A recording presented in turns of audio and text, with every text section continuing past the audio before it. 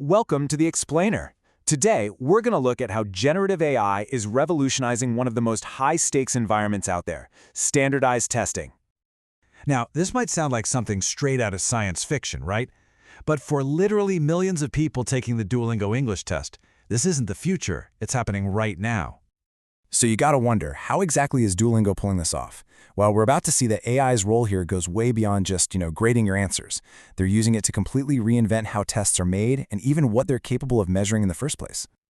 Okay, the first thing you really need to get is that this isn't a story about AI replacing people. Not at all. It's all about collaboration, giving human experts these incredibly powerful tools to build better, fairer, and way more effective tests for everybody. Okay, so how does this actually work in practice? Let's kick things off by looking at how AI is making the old-school process of creating test questions, or items as they call them, just dramatically more efficient. So they've built this amazing system they call the item factory. And really, the best way to think about it is like a production line for test questions. You have these human experts who design the perfect blueprint for a question. And then, the AI steps in like a superpowered assistant and just churns out thousands of different variations, all based on that original expert design. And the impact of this, it's just staggering. According to Alina von Davier, who's the head of assessment R&D at Duolingo, once they get the system set up for a certain type of question, we're talking about a 10-fold increase in efficiency. 10 times faster than if people were doing it all by themselves. But here's the kicker. All that incredible speed and all those cost savings, they don't come at the expense of quality, not even close. As von Davier points out, they're actually really conservative about it. They make sure to keep human experts in the loop to review every single item. And believe me, this human review process is no joke. It's incredibly rigorous. Every single question the AI spits out gets funneled through multiple human reviewers. And what are they looking for? Well, they're checking for all the stuff an AI might miss, right? Things like subtle stereotypes, or content that just doesn't make sense globally, or even just basic logical flaws. A question only makes it onto the test if it passes this super strict quality check. Okay, so making the old way faster is one thing. That's impressive for sure, but where generative AI really becomes a game changer is in its ability to create brand new types of test questions, stuff that just wasn't even possible before. Let's take a look at the writing task, for example. The old way was, well, pretty static. You get a prompt, you write about it, that's it. But the new way, it's dynamic, it's interactive. You start writing, and then an AI, acting kind of like a professor, actually analyzes what you wrote and asks you a follow-up question. It pushes you to dig deeper on a related topic. It's so much more authentic, way closer to how we all actually write and revise in real life. And if you think that's cool, the innovation in the speaking task is even more mind-blowing. We're talking about a genuine adaptive conversation. An AI agent starts talking to you, and get this, it's built to understand a huge range of non-native accents. Then, it figures out your English level in real time, and this is the truly revolutionary part. It changes how it speaks to you. It'll make its own speech simpler or more complex on the fly, just to keep the conversation going at your level. So what does this all add up to? Well, it's a genuine breakthrough. I mean, the test is way more authentic than just talking to a pre-recorded voice. It actually adapts to your skill level. And it gives you that rich, conversational experience of a human interview, but without all the insane costs and logistical headaches of trying to schedule people in person. It's all about making high-quality testing more accessible to everyone. So, the big question is, how is any of this even possible? It's really easy to just picture a single magical GenAI brain doing all the heavy lifting.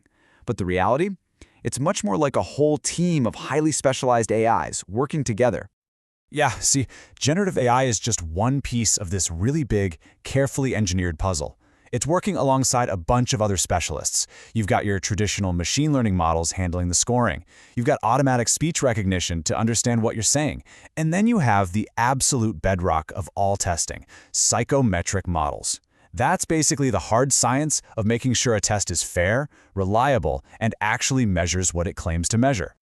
And that right there is why you can't just go type a simple prompt into a public chatbot and expect to get a high-stakes exam out of it. It just doesn't work that way. This is an incredibly elaborate system. You've got custom scripts and programs calling on all these different AI models for very specific jobs.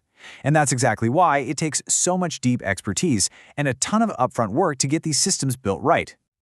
But of course, using such powerful tech in something as important as a high-stakes exam, well, that brings up a huge challenge. How do you possibly guarantee that it's going to be fair, accurate, and reliable every single time? Okay, so the biggest hurdle here is a core principle in testing called comparability. And what that means is that a score, let's say a 120, has to mean the exact same thing today as it does a month from now.